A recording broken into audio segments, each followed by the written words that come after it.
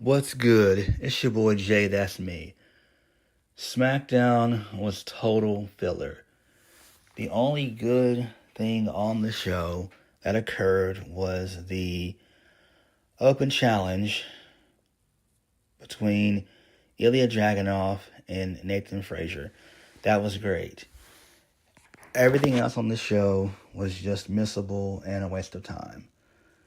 This show did nothing to further anything. This was just a clear setup to Saturday night's main event, and it is what it is. So who cares? I'm going to tell you guys now, this is not going to be a long review, and I apologize for that, but this is just total filler, and SmackDown was just boring. It was just boring. So we're going to get into SmackDown from October the 31st, 2025. Happy Halloween to you all. Hopefully you guys have a good one and a safe one. All right, so we kick the show off with Tiffany Stratton. So she was upset. She wanted to get her hands on Jade Cargill for attacking her last week. Nick Aldis comes out and tells her to think through it. He says that Tiffany is cleared as tolerated. That means no physical contact before her match at Saturday night's main event. So Tiffany says she doesn't care. She just wants her hand on Jade Cargill, and she calls Jade Cargill a coward. So then Jade Cargill comes out. So Nick Aldis immediately calls for security. Jade then tells Nick that she wasn't going to do anything, and this doesn't serve her. She busted her head open a couple weeks ago, more than a couple weeks ago, more like 3-4 weeks ago. And she tasted her own blood, and she wants that title. She says tomorrow, taffy time is up. She really meant to say tippy time. So this pisses off Tiffany Stratton, and she goes out the ring. She tries to fight Jade, and security separated, and that was it. Who cares? This was a waste of time. This was a boring segment. I don't care. Moving right along. So the Motion Machine Guns, they are backstage with R-Truth, who's dressed as Santa Claus. He thinks that it's Christmas. He gives them candy, then he leaves. So Salsa Cola comes in and tells them that the MOTs are going to go after the Tag Team Championships. Who cares? Solo then calls the Mercy Machine Guns Harry Potter, and he says the MOTs are next in line for the Tag Team Championships. Chris Sabin says that if he was Harry Potter, he would cast a spell and shut him up. Then he challenges Solo Sikoa to a match. And Solo says that's a good idea, and he'll go speak with Nick Aldis. Solo actually says Mr. Aldis, which is hilarious. I'm like, bro, he's only probably like 10 years older than you. I think Nick Aldis is like 35, 36. Oh, boy. Whatever. Moving on. Let's lead us into the first match of the night. It was the United States Championship Open Challenge. It was answered by Nathan Fraser at first. Then Tommaso Ciampa came out. He started arguing, and he ended up shoving Nathan Fraser. Dragunov wanted him to stop, and then he says that the Open Challenge is made for every competitor, but to be fair, Nathan was there first. But for the United States Championship, there's no reward for jackasses, and he tells Tommaso Ciampa to leave. So this leads us into a really good match. Dragunov ends up winning via the H-bomb, which is great. Match went through 3 commercial breaks, which was insane, which I did not like. I don't understand the constant need for commercials. It's the same way for pay-per-view, and I hate it. It's boring. You don't need to do a commercial every 5 minutes, right? Come on, seriously. But this match was solid. Nathan Fraser came out looking good in defeat. Michael Cole even mentioned that on commentary, like how sometimes wrestlers can look good in defeat, which is, good. So post-match, Dragunov and Nathan Fraser, they both embrace. Then Nathan Fraser is then assaulted by Tommaso Ciampa. They continue to brawl in the back, and WWE officials try to break it up. So Dragunov comes in and he breaks it up. He turns around and Tama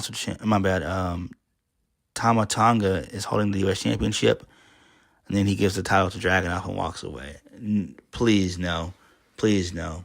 I don't want any member of the MFTs to hold the U.S. Championship. No one. Not even Solo. Like, enough. Like, the MFTs, they suck. they suck. They suck ass. Moving on. This leads us into Carmelo Hayes defeating Kit Wilson. Kit Wilson did a amazing DDT in this match. It was super solid. I was like, damn, that should have been the finish right there. It was nasty. Like, I really dug that DDT. That thing was nasty. That thing was nice. But The Miz came out towards the end of the match. He beat up Carmelo Hayes briefly. Then this allowed for Carmelo to hit the first 48 for the 1, 2, 3. Then post-match, Carmelo Hayes celebrates for a brief moment. The Miz comes in and hits him with a skull-crushing finale, continuing their feud, which is fine. Their feud should actually take place on Saturday night's main event, but it's not. I'm guessing they're gonna just continue it on on Smackdown. But whatever. I mean, it's fine. I would love for this thing to kind of continue on up until Survivor Series, but it won't last that long. So, whatever. Moving on. So, Kathy Kelly's backstage with both Alexa Bliss and Charlotte Flair. Kathy Kelly congratulates them on successfully defending their titles on Monday Night Raw. So, Alexa Bliss says that if the Kabuki Warriors have a problem, they know where to find them. Charlotte Flair says she normally doesn't let people in, but she let Alexa Bliss in, and her life is a lot better. Charlotte Flair says that Nia Jax is hasn't healed, and that's why she doesn't have any friends. Alexa Bliss says tonight she'll show Nia why she'll outdo her. I don't give a single fuck about this shit. Moving on. Nick Aldis is backstage with Sami Zayn. Sami Zayn says that he knows that he's not cleared, but he wants to be out there for the Motor City Machine Guns. Nick Aldis says, with the MFTs, it'll just make things worse. And then he asks Sami Zayn to sit this one out. Sami Zayn says he will, so Cody Rhodes then comes in. Cody tells Sami Zayn what he did with the U.S. Championship was great. He's proud of him, and he should be proud. Sami Zayn says better days are ahead. That's alluding to him winning the Royal Rumble next year in Saudi Arabia.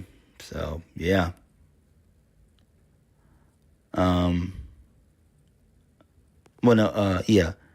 Yeah, Sami's going to win the Royal Rumble next year anyway.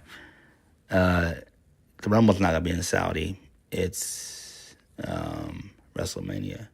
I can't remember what's going to be in Saudi. I don't know. And he wishes Cody Rhodes good luck. All right, whatever. Moving on from that, Nick Aldis proceeds to ask Cody to look him in the eye and ask him if he had anything to do with the attack of Jacob Fatu. Cody says he knows it's not. It was his job to ask, but no, he didn't. He, in fact, liked Jacob Fatu. Nick Aldis shows him the contract. Cody says he doesn't have to show it to him. He has to show it to Drew. So, whatever. I don't care about this nonsense. Moving on. Alexa Bliss defeats Nia Jax. And I think the less said about this, the better. So, I don't give a damn about it. Moving on. Solo.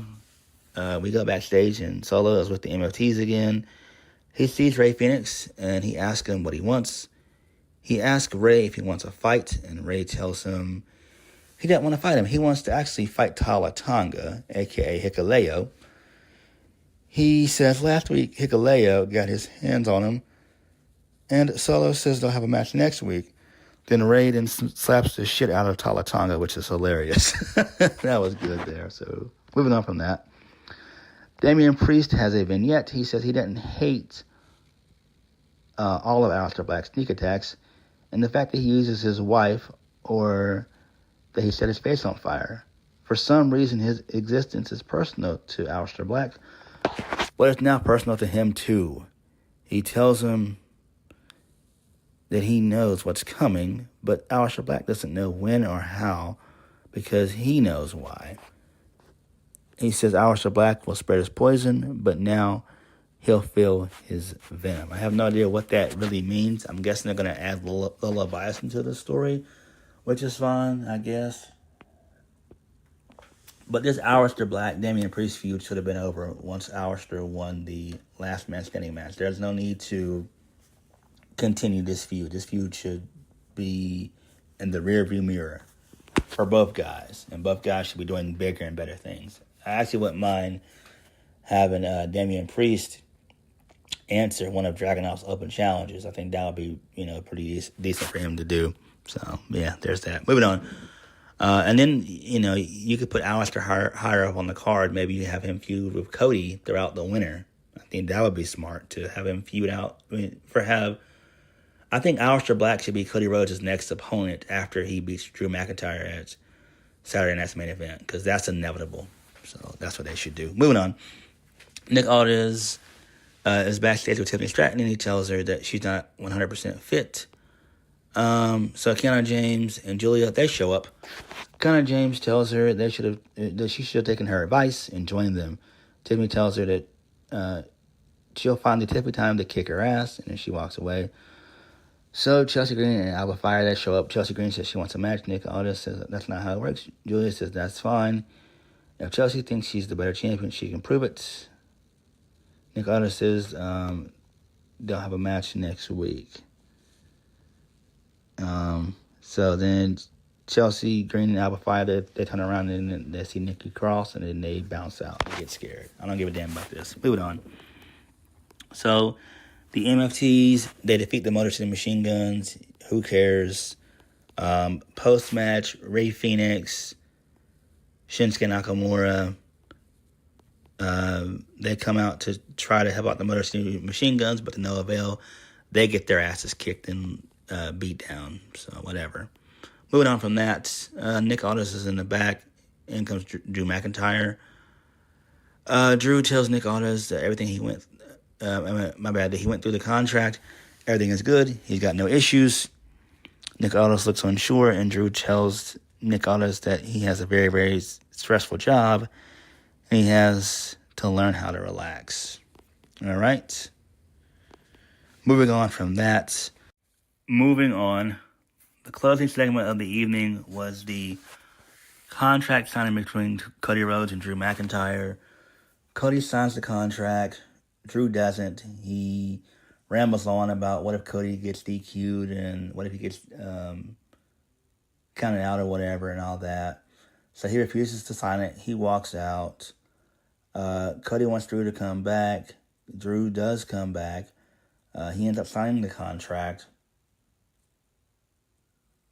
He mentions, how they took similar paths to come back to the WWE.